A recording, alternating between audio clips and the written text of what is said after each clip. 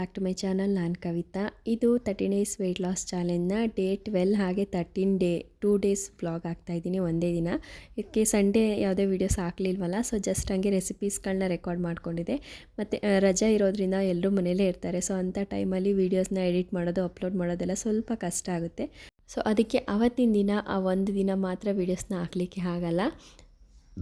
ಇನ್ನು ಇವತ್ತಿನ full day diet routine ಹೇಗೆಲ್ಲ ಹೋಯಿತು, 2 ಡೇಸಲ್ಲಿ ಏನೆಲ್ಲ ಫುಡ್ಗಳನ್ನ ತೊಗೊಂಡೆ, ಯಾವ ರೀತಿಯೆಲ್ಲ ಚೀಟ್ ಮೀಲ್ ಆಯಿತು, ಏನಾಯಿತು ಅನ್ನೋದನ್ನು ನೋಡೋಣ. ಇವತ್ತಿನ ವೀಡಿಯೋ ನಿಮ್ಗೆ ಏನಾದರೂ ಇಷ್ಟ ಆಯಿತಾ ಇಲ್ವಾ ಅನ್ನೋದನ್ನು ಕಾಮೆಂಟ್ ಸೆಕ್ಷನಲ್ಲಿ ತಿಳಿಸಿ. ಹಾಗೆಯೇ ಇನ್ನು ಹೆಚ್ಚಿನ ಇದೇ ಥರದ ಡೈಲಿ ವ್ಲಾಗ್ಸ್ ಆಗಿರ್ಬೋದು, ಹೆಲ್ತಿ ಟಿಪ್ಸ್ ಆಗಿರ್ಬೋದು, ಅಥವಾ ಹೆಲ್ತಿ ರೆಸಿಪೀಸ್ಗಳಿಗೋಸ್ಕರ ನಮ್ಮ ಚಾನಲ್ನ ಸಬ್ಸ್ಕ್ರೈಬ್ ಮಾಡ್ಕೊಂಡು ನೋಡಿ ಅಂತ ಹೇಳ್ತಾ ಇವತ್ತಿನ ವೀಡಿಯೋನ ಶುರು ಮಾಡೋಣ.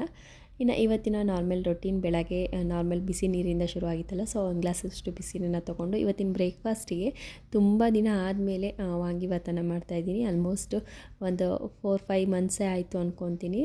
ವಾಂಗಿಭಾತ್ ಎಲ್ರಿಗೂ ಇಷ್ಟ ಮನೆಯಲ್ಲಿ, ಬಟ್ ಮಾಡಿರಲಿಲ್ಲ. ನನ್ನ ಫೇವ್ರೆಟ್ ಬ್ರೇಕ್ಫಾಸ್ಟಲ್ಲಿ ಇದು ಕೂಡ ಒಂದಾಗಿರುತ್ತೆ. ಇದು ಮಕ್ಳಿಗೂ ಕೂಡ ತುಂಬಾ ಇಷ್ಟ ಆಗುತ್ತೆ. ಲಂಚ್ ಬಾಕ್ಸ್ಗೆಲ್ಲ ಬೇಕಾಗುತ್ತೆ ಅಂತೇಳಿ ಒಂದೊಂದು ಸಲ ಮಾಡಿದಾಗ ಒಂದು ಸ್ವಲ್ಪ ಕ್ವಾಂಟಿಟಿಯನ್ನು ಜಾಸ್ತಿ ಮಾಡಿ ಇಟ್ಕೊಂಡಿರ್ತೀನಿ. ಸೊ ಇದನ್ನು ರೆಡ್ ರೈಸ್ಗೆ ಹಾಕ್ಕೊಂಡ್ರೆ ಇನ್ನೂ ಚೆನ್ನಾಗಿರುತ್ತೆ ಟೇಸ್ಟು. ಇನ್ನು ಸಾಕಷ್ಟು ಜನ ಕೆಲವೊಂದಷ್ಟು ಡೌಟ್ಸ್ಗಳನ್ನ ಕೇಳಿದಿರಾ. ಹಾಗೆ ನಿಮಗೆ ಈ ಎಷ್ಟು ಜನ ಮಕ್ಕಳು, ಹಾಗೆ ಈ ಚಿಕ್ಕ ಹುಡುಗ ಇದ್ದಾನಲ್ಲ ಯಾರು ಅಂತೇಳಿ, ನಿಮ್ಮ ಹೆಸ್ರೇನು ಅಂತೆಲ್ಲ ಕೇಳಿರ್ತೀರ. ಸೊ ನೇಮ್ ಬಂದು ಕವಿತಾ ಅಂತೇಳಿ. ನಾನು ವಿಡಿಯೋ ಸ್ಟಾರ್ಟಿಂಗಲ್ಲೇ ನನ್ನ ನೇಮ್ನ ಮೆನ್ಷನ್ ಮಾಡಿರ್ತೀನಿ. ಫುಲ್ ವಿಡಿಯೋ ಸ್ಟಾರ್ಟಿಂಗಿಂದ ನೋಡಿದ್ರೆ ನಿಮಗೆ ಗೊತ್ತಾಗುತ್ತೆ. ಹಾಗೆಯೇ ಚಿಕ್ಕ ಪಾಪು ಇರೋನು, ಅವನು ನನ್ನ ಅಣ್ಣನ ಮಗ, 2 ಇಯರ್ಸ್ ಆಗಿದೆ ಈಗ. ಸೊ ಇನ್ನು ಇಬ್ಬರು ಮಕ್ಕಳು ಅಷ್ಟೇ. ನಾವು 3 ಜನ ಮಕ್ಕಳು ಅಂತೇಳಿ ತುಂಬ ಜನ ಕನ್ಫ್ಯೂಷನ್ ಮಾಡ್ಕೊಂಡಿದ್ದೆ. ಒಬ್ಬಳು ಮಗಳು ಹಾಗೆಯೇ ಮಗ. ನನ್ನ ಹಳೆ ಡೈಲಿ ವ್ಲಾಗ್ಸ್ ವೀಡಿಯೋಸ್ ಏನಾರು ನೋಡಿದ್ರೆ ನಿಮಗೆ ಅದರಲ್ಲಿ ಕೂಡ ಗೊತ್ತಾಗುತ್ತೆ. ಇನ್ನು ಅಣ್ಣನ ಮನೆ ಇಲ್ಲೇ ನಿಯರ್ ಇರೋದ್ರಿಂದ ಬೆಳಗ್ಗೆ ಬಂದು ಸಂಜೆ ಹೋಗೋದು, ಅಥವಾ ಮಕ್ಕಳಿರೋದ್ರಿಂದ ಒಂದು ಡೈಲಿ 1 ಟೈಮ್ ನಮ್ಮ ಮನೆಯಲ್ಲಿ ಬಂದು ಆಟ ಆಡ್ಕೊಂಡು ಹೋಗ್ತಿರ್ತಾನಲ್ವ. ಸೊ ಹಾಗಾಗಿ ಕೆಲವೊಂದು ಫನ್ನಿ ವೀಡಿಯೋಸ್ ಏನಾದರೂ ಕ್ಲಿಪ್ಪಿಂಗ್ಸ್ ಇದ್ದರೆ ಶೇರ್ ಮಾಡ್ತಿರ್ತೀನಿ ಅಷ್ಟೇ. ಈ ವಾಂಗಿಭಾತ್ಗೆ ಏನೆಲ್ಲ ಇಂಗ್ರೀಡಿಯೆಂಟ್ಸ್ ಹಾಕ್ತೆ ಅಂತೇಳಿ ವೀಡಿಯೋನಲ್ಲಿ ಹಾಕಿರ್ತೀನಿ, ನೋಡ್ಬೋದು. ಅಥವಾ ಅದ್ರದ್ದು ಏನಾದ್ರು ಒಬ್ಬೊಬ್ಬರು ಒಂದೊಂದು ರೀತಿ ಮಾಡ್ತಾರೆ. ಜಸ್ಟ್ ಈರುಳ್ಳಿ ಟೊಮೊಟೊ ಹಾಕ್ತೀನಿ, ಬರೀ ಪೌಡರ್ ಹಾಗೆಯೇ ಬದನೆಕಾಯನ್ನು ಹಾಕಿ ಕೂಡ ಮಾಡ್ತಾರೆ. ನಮಗೆ ಸ್ವಲ್ಪ ಗ್ರೇವಿ ಕನ್ಸಿಸ್ಟೆನ್ಸಿ ಜಾಸ್ತಿ ಬೇಕು ಅನ್ನೋದಕ್ಕೋಸ್ಕರ ಈರುಳ್ಳಿ ಟೊಮೊಟೊ ಎಲ್ಲ ಹಾಕ್ತೀವಿ. ಸೊ ಇದನ್ನು ಸ್ವಲ್ಪ ಕ್ವಾಂಟಿಟಿಯಲ್ಲಿ ಜಾಸ್ತಿ ಮಾಡಿ ಇಟ್ಕೊಂಡ್ರೆ ನಮಗೆ ಒಂದು ವಾರದ ತನಕ ಸ್ಟೋರ್ ಮಾಡಿ ಫ್ರಿಜ್ಜಲ್ಲಿ ಇಟ್ಕೊಂಡ್ರೆ ನಮ್ಗೆ ಯಾವಾಗ ಬೇಕು ಆವಾಗ ಈಸಿಯಾಗಿ ನಾವು ಮಿಕ್ಸ್ ಮಾಡ್ಕೋಬೋದು. ಇನ್ನು ಬೆಳಗಿನ ಬ್ರೇಕ್ಫಾಸ್ಟ್ಗೆ ನಾನು ರೈಸ್ ಮಾಡಿದ್ರಿಂದ ಇವತ್ತು ಓಟ್ಸ್ ಯಾವುದು ಏನು ತೊಗೊತಿಲ್ಲ, ಸ್ಮೂದಿ ಎಲ್ಲ. ನಿನ್ನೆ ಮಾಡಿರೋಂಥ ಚಿಕ್ಕ ಚಪಾತಿ ಉಳಿದಿತ್ತು, ಸೊ ನೈಟ್ ಮಾಡಿದ್ದು. ಅದ್ರ ಜೊತೆಗೆ ಒಂದು ಚಿಕ್ಕ ಕಪ್ಪಲ್ಲಿ, ತುಂಬ ದಿನ ಆದಮೇಲೆ ಮಾಡಿದ್ನಲ್ವ ವಾಂಗಿಭಾತು, ಸೊ ಹಾಗಾಗಿ ಚಿಕ್ಕ ಕಪ್ಪಲ್ಲಿ ರೈಸನ್ನು ತೊಗೊಂಡೆ. ಅದಕ್ಕೆ ಮ್ಯಾನೇಜ್ ಆಗೋ ಥರ ಒಂದು ಅರ್ಧ ಸೀಬೆಹಣ್ಣು ಫ್ರೂಟ್ಸನ್ನು ಕೂಡ ತೊಗೊಂಡಿದ್ದೆ. ಅದಾದಮೇಲೆ ಇನ್ನು ಮಧ್ಯಾಹ್ನದ ಲಂಚಿಗೆ ಅಂತ ಹೇಳ್ಬಿಟ್ಟು ಬೆಳಗ್ಗೆ ವಾಂಗಿಭಾತ್ ರೈಸನ್ನು ತೊಗೊಂಡಿದ್ವಲ್ಲ, ಮಧ್ಯಾಹ್ನ ಕೂಡ ರೈಸ್ ತೊಗೊಂಡ್ರೆ ಅದು ಸ್ವಲ್ಪ ಜಾಸ್ತಿ ಆಗುತ್ತೆ ಅಂತ ಅಂದ್ಬಿಟ್ಟು ಅದೇ ವಾಂಗಿಭಾತ್ ಗೊಜ್ಜಿಗೆ ಸ್ವಲ್ಪ 1 ಕಪ್ಪಷ್ಟು ಅವಲಕ್ಕಿಯನ್ನು ನೆನೆಸ್ಬಿಟ್ಟು ಚೆನ್ನಾಗಿ ಮಿಕ್ಸ್ ಮಾಡಿಕೊಂಡ್ರೆ ಸ್ವಲ್ಪ ತುಪ್ಪದಲ್ಲಿ ಒಗ್ಗರಣೆ ಮಾಡಿಕೊಂಡು ನಮಗೆ ಕ್ವಿಕ್ಕಾಗಿ ಮಧ್ಯಾಹ್ನದ ಲಂಚು ರೆಡಿಯಾಗಿ ಹೋಗಿರುತ್ತೆ. ಅವಲಕ್ಕಿ ವಾಂಗಿಭಾತ್ ಅಂತಲೇ ಹೇಳ್ಬೋದು. ಟೇಸ್ಟ್ ವೈಸ್ ರೈಸ್ಗೂ ಅದಕ್ಕೂ ಏನೂ ಸ್ವಲ್ಪನೂ ಡಿಫ್ರೆನ್ಸ್ ಗೊತ್ತಾಗಲ್ಲ. ಲೈಟಾಗಿ ಸಾಫ್ಟ್ ಅನಿಸುತ್ತೆ ಅಷ್ಟೇ ಅವಲಕ್ಕಿ. ಅದು ಬಿಟ್ಟರೆ ಟೇಸ್ಟ್ ವೈಸ್ ಸೇಮೇ ಇರುತ್ತೆ.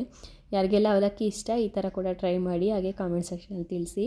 ಇನ್ನು ನಿನ್ನೆ ಒಂದು ವೀಡಿಯೋನಲ್ಲಿ ಹೇಳಿದ್ನಲ್ಲ, ಒಂದು ಕಾಮೆಂಟ್ಸ್ ಬಂದಿತ್ತು, 1 ಇಯರಿಂದ 3 kg ವೆಯ್ಟ್ ಲಾಸ್ ಮಾಡಿದ್ದೆ. ಅದಾದಮೇಲೆ ಅಗೈನ್ ನಾನು ಮತ್ತೆ ವೆಯ್ಟ್ ಗೇನ್ ಆಗಿದ್ದೀನಿ, ತುಂಬ ಡಿಸಪಾಯಿಂಟ್ ಆಯಿತು ಅಂತೇಳಿ.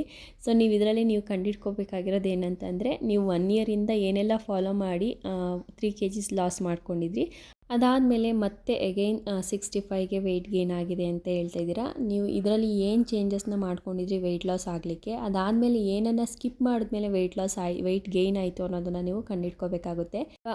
ಓವರ್ ವೆಯ್ಟ್ ಲಾಸ್ ಮಾಡ್ಕೊಳ್ಳಿಕ್ಕೋಸ್ಕರ ಕಡಿಮೆ ಫುಡ್ಡನ್ನು ತೊಗೊಳ್ಳೋದು ಕೂಡ ಒಂದು ವೆಯ್ಟ್ ಗೇನ್ ಆಗಲಿಕ್ಕೆ ಚಾನ್ಸ್ ಆಗುತ್ತೆ. ಅಥವಾ ನಿದ್ದೆಯನ್ನು ಕಡಿಮೆ ಮಾಡೋದು, ಅಥವಾ ನೀವು ಮಧ್ಯಾಹ್ನ ಕೂಡ ನಿದ್ದೆಯನ್ನು ಮಾಡಿ ರಾತ್ರಿ ಕೂಡ ನಿದ್ದೆ ಮಾಡಿದ್ರೆ, ಮಧ್ಯಾಹ್ನ ಆಲ್ಮೋಸ್ಟ್ ವೆಯ್ಟ್ ಲಾಸ್ ಜರ್ನಿಯಲ್ಲಿ ಇರೋದಾಗ ಒಂದು ಅರ್ಧ ಗಂಟೆ ಅಥವಾ ಒಂದು 20 ನಿಮಿಷ ಒಂದು ನ್ಯಾಪ್ ತೊಗೊಂಡ್ರೆ ಓಕೆ. ಅದು ಬಿಟ್ಟು ತುಂಬ ಜಾಸ್ತಿ ಇವತ್ತು 1 2 hours 3 hours ಎಲ್ಲ ನಿದ್ದೆ ಮಾಡಲಿಕ್ಕೆ ಹೋಗಬೇಡಿ. ಆ ಅಭ್ಯಾಸ ಇದ್ದರೆ ಅದನ್ನು ಸ್ಟಾಪ್ ಮಾಡಿ. ಆದಷ್ಟು ಸಂಜೆ ತನಕ ಆ್ಯಕ್ಟಿವ್ ಆಗಿರೋಕ್ಕೆ ನಾವು ಟ್ರೈ ಮಾಡಬೇಕಾಗುತ್ತೆ. ಇನ್ನು ಪ್ರೋಟೀನ್ ಕಡಿಮೆ ತೊಗೊಂಡ್ರೂ ಕೂಡ ವೆಯ್ಟ್ ಲಾಸ್ ಜರ್ನಿಯಲ್ಲಿ ಶುರು ಮಾಡಿ ಅದಾದಮೇಲೆ ಪ್ರೋಟೀನ್ ಕಡಿಮೆ ಮಾಡಿದ್ರು ವೆಯ್ಟ್ ಗೇನ್ ಅಥವಾ ವೆಯ್ಟ್ ಸ್ಟಕ್ ಆಗೋದು ಈ ಥರದ್ದು ಹಾಗೆ ಆಗುತ್ತೆ. ನಮಗೆ ವೆಯ್ಟ್ ಲಾಸ್ ಮಾಡಲಿಕ್ಕೆ ಇಷ್ಟ ಇಲ್ಲ, ಬಟ್ ಆದರೂ ನಮ್ಮ ಡೈಲಿ ರೊಟೀನಲ್ಲಿ ಸಣ್ಣ ಪುಟ್ಟ ಚೇಂಜಸ್ನ ಮಾಡಿಕೊಂಡು ವೆಯ್ಟ್ ಲಾಸ್ ಆಗಬೇಕು ಆ ಥರ, ಅಥವಾ ಸ್ಲೋ ಆಗಿ ವೆಯ್ಟ್ ಲಾಸ್ ಆಗಬೇಕು ಅನ್ನೋರು ಬ್ಯಾಲೆನ್ಸ್ಡ್ ಆಗಿ ಪೋಷನ್ ಕಂಟ್ರೋಲಲ್ಲಿ ಊಟನ ತೊಗೊಳ್ಳಿ. ಫಸ್ಟ್ ನೀವು ಒಳ್ಳೆ ನಿದ್ದೆಯನ್ನು ಮಾಡಬೇಕು. ನಾನು ಪ್ರತಿ ವೀಡಿಯೋನಲ್ಲೂ ಹೇಳ್ತಾ ಇದ್ದೀನಿ, ಚೆನ್ನಾಗಿ ಗಾಢವಾಗಿರುವಂಥ ನಿದ್ದೆಯನ್ನು ಮಾಡಬೇಕಾಗುತ್ತೆ. ಇನ್ನು ಫುಡ್ ರೊಟೀನ್ ಪ್ರೋಟೀನಲ್ಲಿ ಬಂದರೆ ನೀವು ಸ್ವಲ್ಪ ಆಯಿಲ್ ಕಂಟೆಂಟ್ ಅಂದರೆ ಜಂಕ್ ಫುಡ್ಗಳನ್ನ ಕಡಿಮೆ ಮಾಡಬೇಕಾಗುತ್ತೆ. ಅದ್ರ ಜೊತೆಗೆ ಎಷ್ಟು ಸಾಧ್ಯನೋ ಅಷ್ಟು ಅವಾಯ್ಡ್ ಮಾಡಿ.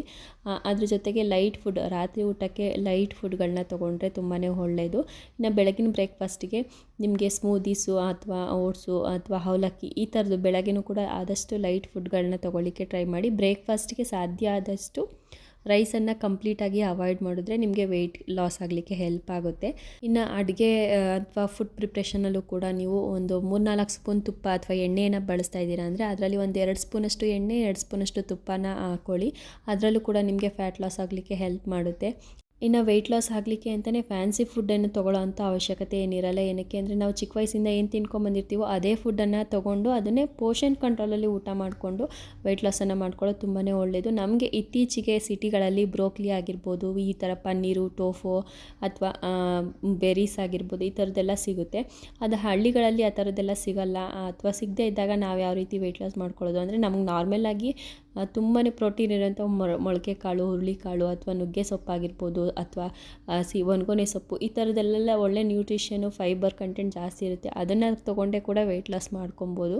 ಇನ್ನು ಪೋಷನ್ ಕಂಟ್ರೋಲಲ್ಲಿ ಯಾವ ರೀತಿ ನಾವು ಫುಡ್ಡನ್ನು ಪ್ಲೇಟ್ಸ್ನ ರೆಡಿ ಮಾಡ್ಕೊಬೋದು, ನಮ್ಮ ಊಟನ ಎಲ್ಲ ಮನೆಯಲ್ಲಿ ಮಾಡಿರೋವಂಥ ಫುಡ್ಡನ್ನೇ ಯಾವ ರೀತಿ ನಾವು ಪೋಷನ್ ಕಂಟ್ರೋಲಲ್ಲಿ ತೊಗೋಬೋದು ಅನ್ನೋದನ್ನು ನಾನು 2-3 ಹಳೆ ವೀಡಿಯೋಗಳಲ್ಲಿ ಶೇರ್ ಮಾಡಿದ್ದೀನಿ. ಹೋಗಿ ಚೆಕ್ ಮಾಡಿ. ಡೀಟೇಲಾಗಿ ವೆಯ್ಟ್ ಲಾಸ್ಗೆ ಅಂತಲೇ ಫುಲ್ ವೀಡಿಯೋಸ್ನ ಕಂಪ್ಲೀಟಾಗಿ ಒಂದು 2 ಮಂತ್ಸಿಂದ ಅಪ್ಲೋಡ್ ಮಾಡ್ತಾ ಇದ್ದೀನಿ. ಸೊ ಅಲ್ಲಿಂದ ಫಸ್ಟಿಂದ ವೀಡಿಯೋಸ್ಗಳನ್ನ ನೀವು ನೋಡ್ಕೊಂಬಂದರೆ ನಿಮಗೆ ಫುಲ್ ಡೀಟೇಲಾಗಿ ಅರ್ಥ ಆಗುತ್ತೆ. ನಾನು ಮೊದಲೇ ಹೇಳಿದಾಗೆ ಫಸ್ಟಿಗೆ ನೀವು ಆಯಿಲನ್ನು ಕಂಟ್ರೋಲ್ ಮಾಡ್ತಾ ಬರಬೇಕು. ಅದ್ರ ಜೊತೆಗೆ ನಿಮ್ಮ ಪ್ರತಿ ಊಟದಲ್ಲೂ ಕೂಡ ಪ್ರೋಟೀನ್ ಅಂಶ ಇರೋ ರೀತಿ ಫುಡ್ಡನ್ನು ಪ್ರಿಪೇರ್ ಮಾಡ್ಕೋಬೇಕಾಗುತ್ತೆ. ಫೈಬರ್ಗೋಸ್ಕರ ಹಸಿ ತರಕಾರಿಗಳು ಅಥವಾ ಸೊಪ್ಪಿನ ಪಲ್ಯಗಳು, ಹೆಚ್ಚಾಗಿ ಪಲ್ಯ ಕಾಳುಗಳು, ಮೊಳಕೆ ಕಾಳು ಈ ಥರದನ್ನು ಕೂಡ ತೊಗೊಂಡ್ರೆ ತುಂಬಾ ಒಳ್ಳೆಯದು.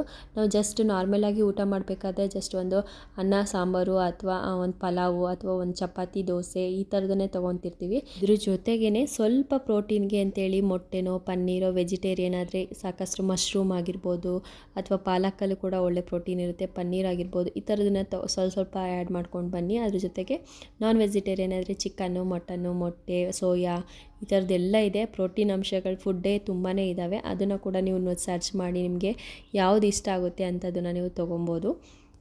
ಇನ್ನು ಇದು ನೆಕ್ಸ್ಟ್ ಸಂಡೇ ವ್ಲಾಗ್ ಆಗಿರುತ್ತೆ. ಸ್ವಲ್ಪ ರೇಷನ್ ಎಲ್ಲ ತರಬೇಕಿತ್ತು, ಗ್ರೋಸರೀಸು. ಇನ್ನು ಮಂಡೇ ಆದಮೇಲೆ ಸ್ಕೂಲ್ ಶುರು ಆದಮೇಲೆ ಪದೇ ಪದೇ ಹೋಗ್ತಾ ಇರಲಿಕ್ಕಾಗಲ್ಲ ಅಲ್ವಾ. ಸೊ ಹಾಗಾಗಿ ಸಂಡೇನೇ ಏನೆಲ್ಲ ಬೇಕೋ ಅದನ್ನು ತೊಗೊಂಡು ಬಂದು ಎಲ್ಲನೂ ಫಿಲ್ ಮಾಡಿ ಎತ್ತಿಟ್ಕೊತಾ ಇದ್ದೀನಿ. ನಂತರ ಸಂಜೆ ಕೂಡ ಆಗಿತ್ತಲ್ವ, ಸ್ವಲ್ಪ ಒಂದು 1/2 ಕಪ್ ಅಷ್ಟು ಟೀ ಮಾಡ್ಕೊಳ್ಳೋಣ ಅಂತೇಳಿ ಟೀ ಅಥವಾ ಕಾಫಿ ಯಾವುದಾದ್ರೂ ಒಂದು ಪ್ರಿಪೇರ್ ಮಾಡ್ಕೊತೀನಿ. ಈವ್ನಿಂಗ್ ಅಂತೂ ಒಂದು ಸಲನೂ ಮಿಸ್ ಆಗೋದೇ ಇಲ್ಲ.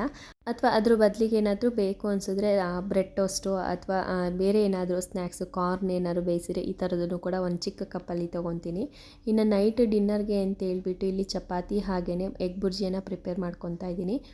ಸಾಕಷ್ಟು ಜನ ತವಾದು ಲಿಂಕ್ ಕೊಡಿ, ಹಾಗೆಯೇ ಇಡ್ಲಿ ಕುಕ್ಕರ್ದು ಲಿಂಕ್ ಕೊಡಿ, ಹಾಗೆ ನಿಮ್ಮದು ಮಿಲೆಟ್ಸ್ದು ಲಿಂಕ್ ಕೊಡಿ ಅಂತೇಳಿ ಕೇಳಿದ್ದೀರಾ, ರೆಡ್ ರೈಸ್ದು ಈ ಥರದನ್ನೆಲ್ಲ. ಸೊ ಇದು ಯಾವುದನ್ನು ನಾನು ಆನ್ಲೈನಲ್ಲಿ ತರಿಸಿದ್ದಿಲ್ಲ. ಆ ತವಾ ಮಾತ್ರ ಬಿಗ್ ಬಾಸ್ಕೆಟಲ್ಲಿ ತರಿಸಿದ್ದು ತುಂಬ ವರ್ಷಗಳ ಹಿಂದೆ.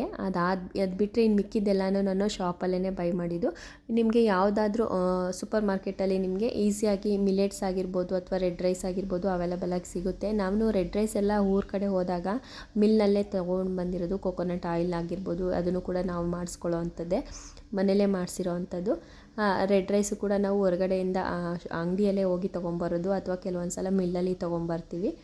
ನಿಮಗೆ ಯಾವ್ದಾದ್ರು ಹತ್ತಿರದಲ್ಲಿರುವಂಥ ಸೂಪರ್ ಮಾರ್ಕೆಟಲ್ಲಿ ನಿಮಗೆ ಮಿಲೆಟ್ಸ್ ಆಗಿರ್ಬೋದು, ರೆಡ್ ರೈಸು ಈ ಥರದ್ದು ಸಿಗುತ್ತೆ ಈಸಿಯಾಗಿ, ನೀವು ಅಲ್ಲೇ ತೊಗೊಬೋದು. ಅಥವಾ ಸಿಕ್ಕೇ ಇಲ್ಲ ಅಂದರೆ ಆನ್ಲೈನಲ್ಲಿ ಕೂಡ ಸರ್ಚ್ ಮಾಡಿದ್ರೆ ಸಿಗುತ್ತೆ, ಮಿಲೆಟ್ಸ್ ಆಗಿ ಅಥವಾ ರೆಡ್ ರೈಸ್ ಎಲ್ಲನೂ ಕೂಡ. ಇನ್ನು ನನಗೆ ಆದಷ್ಟು ಸಿಕ್ಕಿದ್ರೆ ಸಿಮಿಲರ್ ಆಗಿ ಅದರದ್ದು ಆನ್ಲೈನಲ್ಲಿ ಕೂಡ ಸಿಗುತ್ತೆ, ಅಮೆಝಾನಲ್ಲಿ. ಮಿಲೆಟ್ಸ್ದು ಲಿಂಕ್ ಕಳಿಸ್ತೀನಿ, ಬೇಕಿದ್ರೆ ನೀವು ಅದರಲ್ಲಿ ಶಾಪ್ ಮಾಡ್ಕೊಬೋದು. ಸೊ ಇದಿಷ್ಟು ಇವತ್ತಿನ ಫುಲ್ ಡೇ ಡಯಟ್ ರೊಟೀನ್ 2 ಡೇಸ್ದು ವ್ಲಾಗ್ ಆಗಿರುತ್ತೆ. ಇಷ್ಟ ಆಗಿದ್ರೆ ಪ್ಲೀಸ್ ಲೈಕ್ ಮಾಡಿ. ನಿಮ್ದು ಏನೇ ಡೌಟ್ಸ್ ಇದ್ದರೂ ಕಾಮೆಂಟ್ಸ್ ಆಗಿ ತಿಳಿಸಿ.